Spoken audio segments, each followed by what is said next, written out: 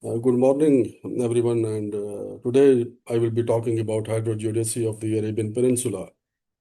I am Muhammad Usman, assistant professor at Zayed University, and this is the outline. Uh, I think maybe it is stuck. I don't know. Can you share my Can you see my outline now? Yeah, now I can see your outline. Yeah. This is the outline, so I will navigate through different sections of my talk. And first, I want to give you some idea about the inland water level change. And these observations are based on grace follow on satellites. So the first one here is the seasonal map. So when we see the seasonal map through satellite gravimetry, we can see different colors. So when we talk about colors, when you see these colors, so basically red colors means that we are having gain in water mass, and blue color means we are having reduction in the water mass. And the different panels here, basically you can see this January. This January is not just one single month snapshot. What I have done is that I have created this snapshot by using all the months of the January starting from year 2002 till up to recent whatever data was available. Then I have averaged and I have plotted it here. So when we see these maps over here, we can find that we are having more reddish or yellowish red color close to winter times. And this is a general trend that precipitation happens in this region, mainly in the winter times. And this is basically the only the extracted seasonal component. It does not include any kind of trend component that we will discuss afterwards. And another important point is that when you see that most of the load mass occurs along this part of the Arabian Gulf. So during winter times, we are having lots of loading in this region. So loading is also one of the topic that we will be highlighting and we will be discussing during this presentation. And then this is basically, you can say the differential snapshot. When I say differential, what do I mean by that? What I have done is that I have subtracted January 2023 data from January 2003. And this is the differential, and we can find out that there are lots of blues in the Saudi Arabian region. It means lots of groundwater reduction in this area. And when we talk about our UAE, over here it is in green zone, but when you see the scale at the downside, the scale you see it is minus 50, close to minus 50 up to plus 50. So scale is big. So we need to, it does not mean that in the UAE we do not have this issue. In the next slides, I will explain what is happening in our UAE also. And over here, this profile line, when you see this profile line, so this is the transect which is starting from zero and it goes up to around 1800 kilometers. And what I have done is that I have extracted all the data along this transect and I have plotted it here. And this panel here, basically it is indicating you the extracted trend component. It does not contain any kind of seasonal signal. So what was the target to extract only the trend component study? The reason was to see, to evaluate that how it is moving in time. So over here, what I have done is that I have divided this entire around 1800 kilometer area into two panels. So one 0 to 900 and then 900 to 1800. And this is the length and this is the time. And when we see that if we have this section here, this section means in between Riyadh and Al Jof. So when we see this section here, we find that blue color starts to appear much earlier as compared to this panel. And the reason can be that the acceleration which we observe here in the groundwater decline, it is more related to urbanization and extraction of the groundwater related to agricultural activities. So we are finding more acceleration in the zone. And now, if we move to the next one, I hope I can, yeah, over here. So this is basically Aljof area's time series. So the first panel here is indicating you the time series data. So the blue color indicates the raw data, and then this green color indicates the extracted seasonal component, and this black color indicates the extracted trend component. And then the color in the background, basically this is the gray satellite time. And during this time, we have no data. And this pink color indicates the gray follow-on timeline. So what I have done after decomposing the time series, I have modeled the seasonal component using least square fit, and these are the coefficients of annual and semi-annual sines and cosines. But when we see the seasonal component here, what happens is that in the recent times in the grace fall on data, we can observe lots of fluctuations, lots of variability in the rainfall at the intra-annual scale. And over here, when we see this one, this is the trend component basically. So overall, this is the trend component of the linear regression model, and it is indicating us this rate. But when we go to the grace follow-on time, we can find the trend is accelerating. To model that, what I have done is that I have broken this time series into two parts, and I have modeled this part separately, and we can see that the decline has become significantly faster in the recent data, which is around minus 3.24 centimeter per year. And then now let's come to our UAE. So over here, what I have done is that I have reduced the scale, and you can see the scale is -5 to +5. So the scale has been reduced. When we reduce the scale, and these are the August months of every year. So August, August, August to keep the consistency. So we can see that with the passage of time, as we move forward in time and up to 2016, we can see that this area has lots of blues, which means lots of groundwater decline. So, and what now we wanted to check within the UAE how the water level decline is varying. Do we have temporal variability of the groundwater decline or not? Because GRACE data has a coastal resolution. So one of my MS student, she worked on this topic, and over here, what is happening is that we are having different locations which are indicated in the stars in this panel. And over here, we have this is the extracted trend component. So when we model the trend component, over here we can find out that there is a variability in the groundwater decline, and highest decline is occurring somewhere in Fujairah. It is around 0.37 centimeter per month. And this paper, hopefully it is accepted and it will be out soon. And now let's talk about atmosphere. So this is basically ERA 5 data, reanalysis data.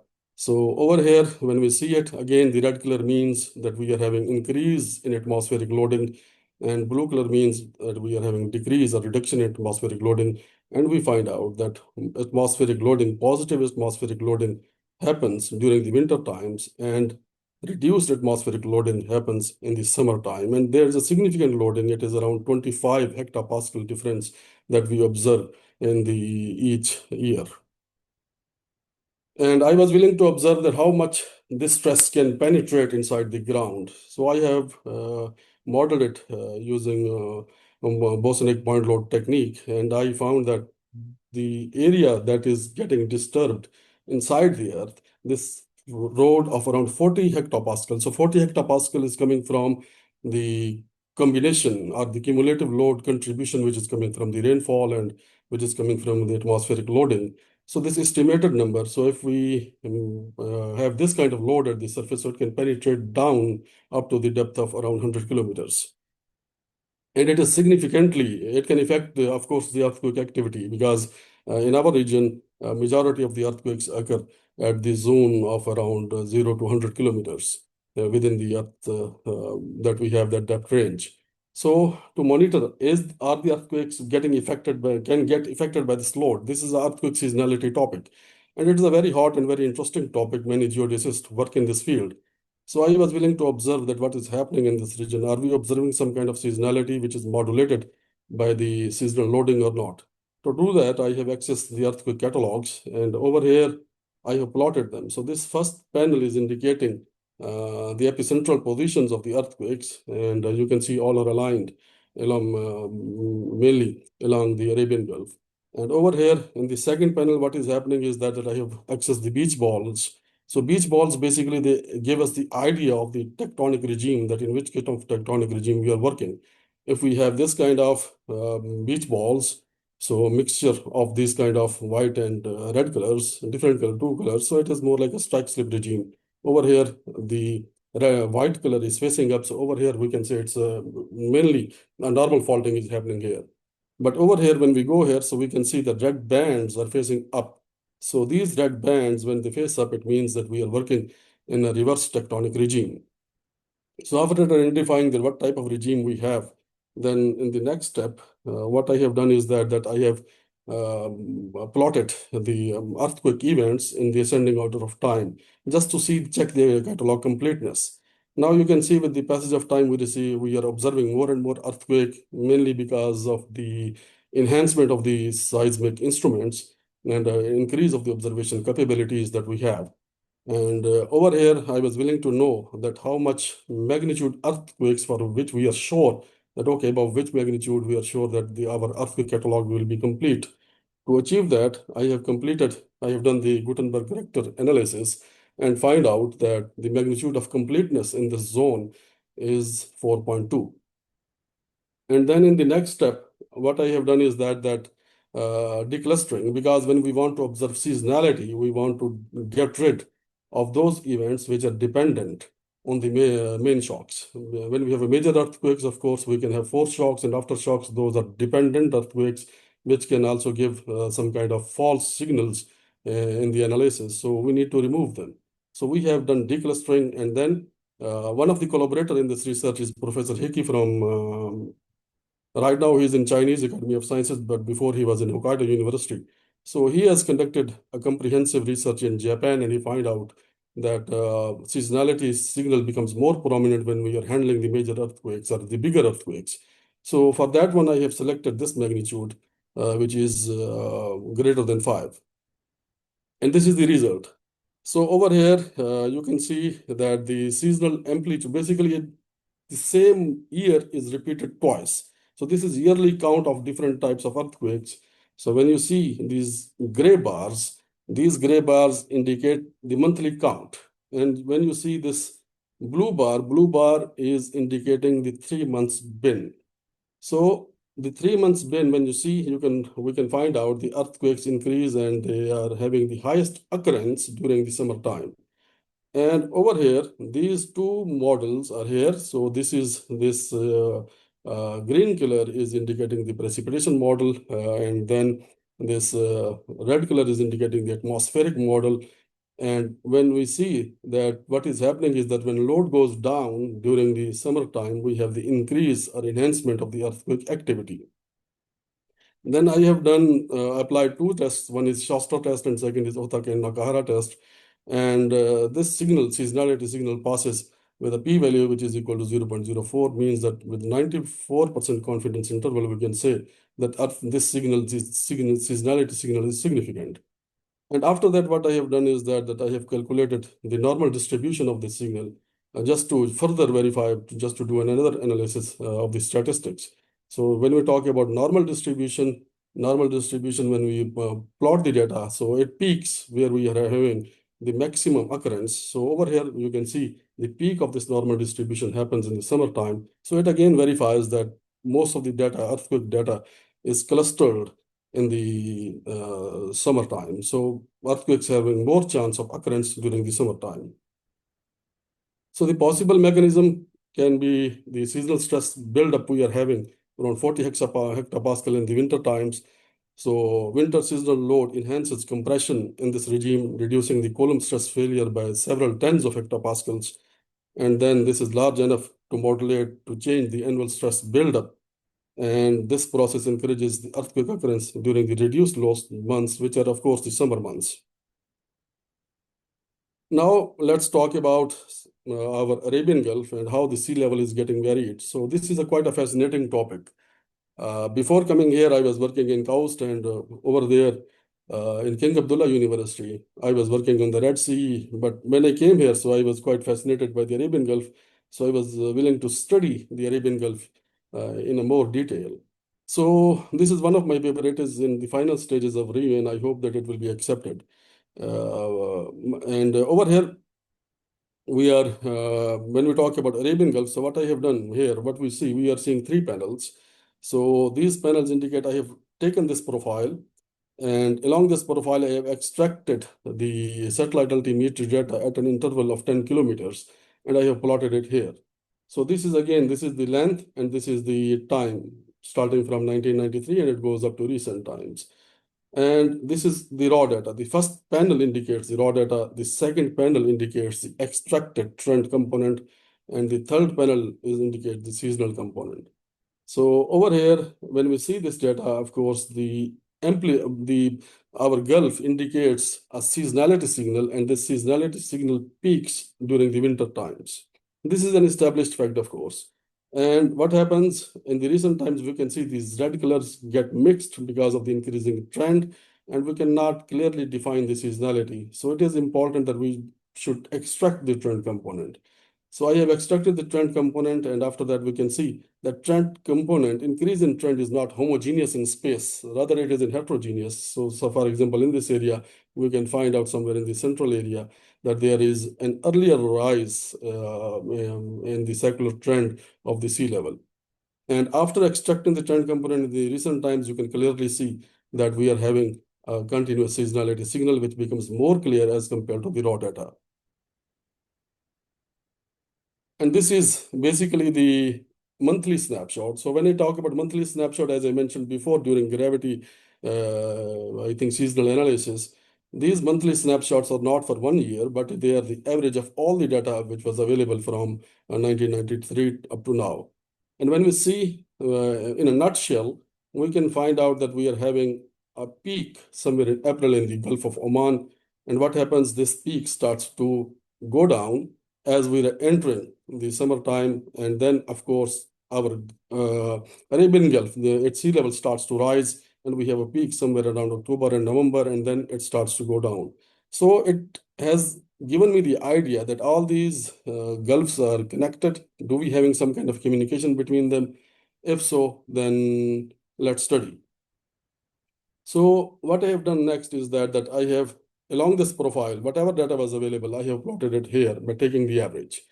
So when we see here, so of course in April, so this point here, this is the last point here, it lays somewhere here in the Gulf of Oman. And this is the first point, this is the first point here. So you can see that somewhere in April, we are having the highest amplitude here, but with the passage of time, this amplitude starts to go down. But over here, you can see this amplitude in our Arabian Gulf, it starts to go up, and then ultimately it covers the entire Gulf. And next, I was willing to see that what is the phase lag, what is the phase difference between these two areas. So I have extracted a time series from this point and from this point. So one from Oman Gulf and one from the Arabian Gulf. And then I have modeled it and I have plotted it here. So this red curve indicates the Oman Gulf amplitude, and this blue curve indicates the Arabian Gulf. And we can find that they are inversely proportional. And now to calculate the phase lag, what I have done is that I have given a lag of 1 month. So when you move forward in time, of course, these relationship will start to become more constructive. In that case, the correlation coefficient value will start to go up. And over here, I have plotted it, calculated and plotted the correlation coefficient values. And we can find out that as we move these waves forward, what happens is that this correlation starts to increase. And after certain months, what happens, this correlation decreases. And if you count where we have the maximum correlation, so 1, 2, 3, 4, 5, and 6. So means there is a phase lag of 6 months between these two gulfs when we talk about sea level variability. Now let's talk about Arabian Sea. So Arabian Sea, this area is studied by one of my master's students. She completed her thesis on this area. And when we see the Arabian Sea, so in the Arabian Sea, what is happening is that majority of the sea level rise happens in summertime. In Red Sea, I will also show you time series related to the Red Sea in the next few slides. But over here, what is happening, the peak sea level is happening along the coastal areas of the Arabian Peninsula somewhere in the summer. And of course, in winter, it starts to go down. So we are observing seasonality in the Arabian Sea as well. And she has also completed the same analysis, like I have shown the figure before related to the Arabian Gulf. And over here, this is more like the raw data. And over here, this is the trend component. And it is interesting to note that the trend, when we extract the trend component and plot it here, So we can find out that is a spatial heterogeneity and also temporal heterogeneity as well as we are ascending in time. So it's quite interesting. Maybe it is related to IUD, and I need to further analyze it, what is happening in this region. And this is the seasonal component, and seasonal component, of course, the seasonality peaks somewhere in the summertime. Now, this is the last topic because it is very interesting to understand that how these different types of loads, we are having ocean loading, we are having atmospheric loading, we are having precipitation loading, then how they are affecting the crustal movements. And to understand, so the different types of loading in our Arabian Peninsula region. So let's focus on these three areas. One is the Red Sea, this time series from the Red Sea. Second is the Arabian Gulf, and third is the inland area. So over here, we are mainly interested in watching that in our inland areas and in Arabian Gulf and in Arabian in the Red Sea, how much seasonality is getting affected and how much seasonal amplitudes we have. So this is basically GRACE and GRACE follow-on data. So satellite gravimetry data we are having here. So when we see this data, so of course in the Arabian Gulf, we already discussed we have a peak in the winter time, and then of course we have the trough in the summertime. Same for the Red Sea as well. But in the inland areas, we do not find a significant seasonality comparable to these two areas. And over here, just to analyze how crustal Earth is responding, how crust is responding in response to these kind of changes, seasonal changes. So we are lucky to have GNSS stations which are plotted along these ocean bodies. It is quite nice to have them, but of course their data is not continuous. But whatever data is available, we have extended and we have plotted it here. So this is for the Arabian Gulf, and this is for the Red Sea stations, and this is for the inland. So as we observed, as we see in the previous figure, in the inland, we do not find any seasonality. But we see that along the Arabian Gulf and along the Red Sea, we have this higher amplitude seasonality signals. In the inland area, we are also finding the crust is oscillating at the seasonal scale. So in the inland, when there is no precipitation, what is causing it then? To answer this question, we have accessed the NTL data, non-tidal atmospheric loading data, and we find out these amplitudes, they coincide. When we talk about atmospheric loading, the Earth response to the atmospheric loading, we find out that these amplitudes, even in the inland area, they become more like consistent with the GNSS observations that we are having in the Arabian Peninsula region. And over here, this is just to see, this is figure is indicating your comprehensive analysis of all the stations, all the available stations at that time that we had, that how they're responding in response to the atmospheric loading and the ocean loading. So over here, if I summarize, for example, so this signal here, this black curve indicates the Earth response, which you can say is the cumulative one, and the blue curve indicates the non-tidal atmospheric loading. So in case of Red Sea, we can find out that non-tidal atmospheric loading and the difference between observed one is quite big. So means in case of Red Sea, of course, maybe the sea level rises with a greater amplitude. When sea level rises with a greater amplitude, so it can be answered, it can be compensated with this difference. So this difference over here, this curve here indicates atmospheric loading, and this difference can be compensated with the sea level rise of the Red Sea. And then when we go to the Arabian Gulf region, of course, there is a difference in the amplitude, but in the case of Arabian Gulf, because sea level rise is not that much, so this difference, the compensation difference is also small. When we talk about inland areas, in the inland areas, the amplitudes of the crustal response, they are more like consistent. So in conclusion, when we observe the Red Sea, in case of Red Sea, we are having much greater observations as compared to non-tidal atmospheric loading. And then in case of Arabian Gulf, we are having uh, s- relatively smaller, but of course it is still greater than non-tidal atmospheric loading. So Red Sea is behaving, in case of Red Sea, the ocean loading plays a significant role also along with the atmospheric loading when we talk about compression of the Earth during winter times or crustal subsidence during winter times.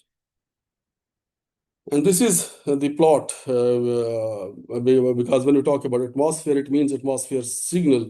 It is not localized. It will be covering the huge area, of course, where it is getting, where it is, we are having the enhanced atmospheric loading.